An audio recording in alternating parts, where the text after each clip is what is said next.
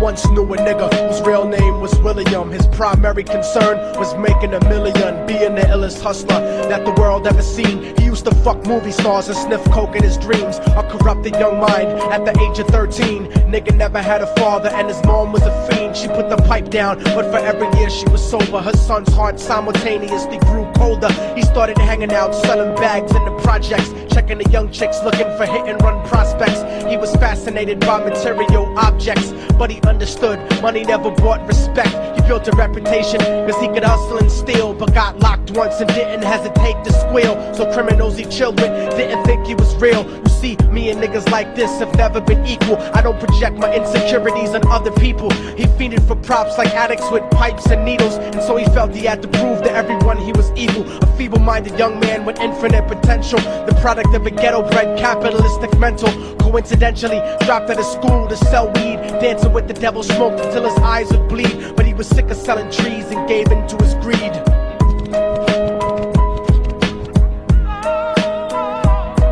Everyone trying to be trife never faced the consequences. You probably only did a month for minor offenses. Ask a nigga doing life if he had another chance. But then again, there's always the wicked that knew in advance. Dance forever with the devil on a cold cell block. But that's what happens when you rape, murder, and sell rock. Devils used to be gods, angels that fell from the top. There's no diversity because we're burning in the melting pot.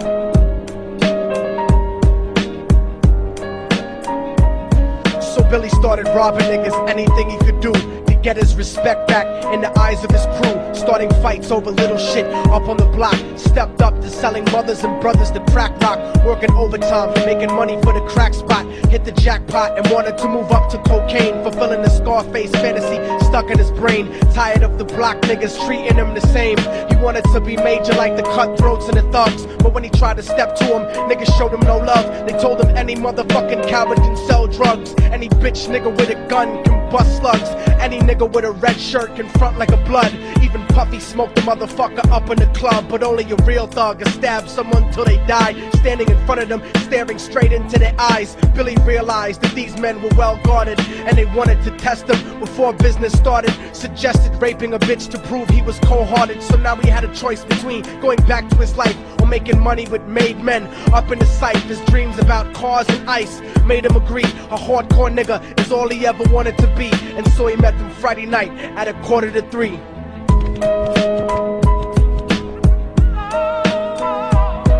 Everyone trying to be trife never faced the consequences. You probably only did a month for minor offenses. Ask a nigga doing life if he had another chance. But then again, there's always the wicked that knew in advance. Dance forever with the devil on a cold cell block. But that's what happens when you rape, murder, and sell rock.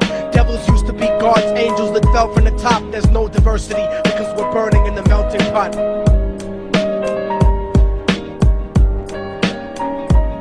They drove around the project slow while it was raining, smoking blunts, drinking and joking for entertainment, until they saw a woman on the street walking alone, 3 in the morning, coming back from work on her way home. And so they quietly got out the car and followed her, walking through the projects. The darkness swallowed her. They wrapped her shirt around their head and knocked her onto the floor. This is it, kid, now you got your chance to be raw. So Billy yoked her up and grabbed the chick by the hair and dragged her into a lobby that had nobody there. She struggled hard, but they forced her to go up the stairs. They got to the roof and then held her down on the ground, screaming, "Shut the fuck up and stop moving around." The shirt covered her face, but she screamed and clawed. So Billy stomped on the bitch till he broke in her jaw. Them dirty bastards knew exactly what they were doing. They kicked her until they cracked her ribs and she stopped moving. Blood leaking through the cloth, she cried silently. And then they all proceeded to rape her violently. Billy was made to go first, but each of them took a turn, ripping her up and choking her until her throat burned. Her broken jaw mumbled for God, but they weren't concerned. When they were done and she was lying bloody, broken and bruised, one of them niggas pulled out a brand new 22. They told him that she was a witness for what she'd gone through, and if he killed her, he was guaranteed a spot in the crew. He thought about it for a minute, she was practically dead, and so he leaned over and put the gun right to her head.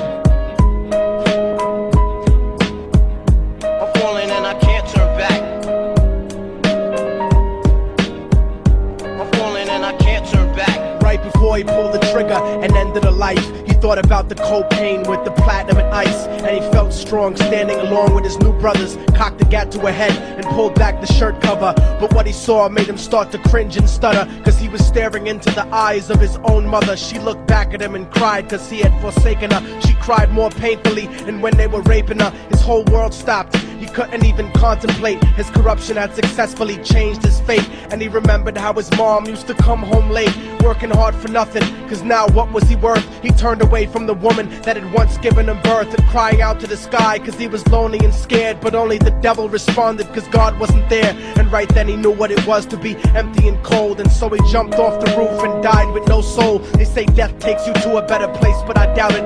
After that they killed his mother and never spoke about it. And listen, cause the story that I'm telling is true, cause I was there with Billy Jacobs and I raped his mom too. And now the devil follows me everywhere that I go. In fact, I'm sure he's standing among one of you at my shows, in every street cipher listening to Little Thug's flow. He could be standing right next to you and you wouldn't know. The devil grows inside the hearts of the selfish and wicked. White, brown, yellow and black color is not restricted. You have a self-destructive destiny when you're inflicted, and you'll be one of God's children that fell from the top. There's no diversity because we're burning in the melting pot. So when the devil wants to dance with you, you better say never, because a dance with the devil might last you forever.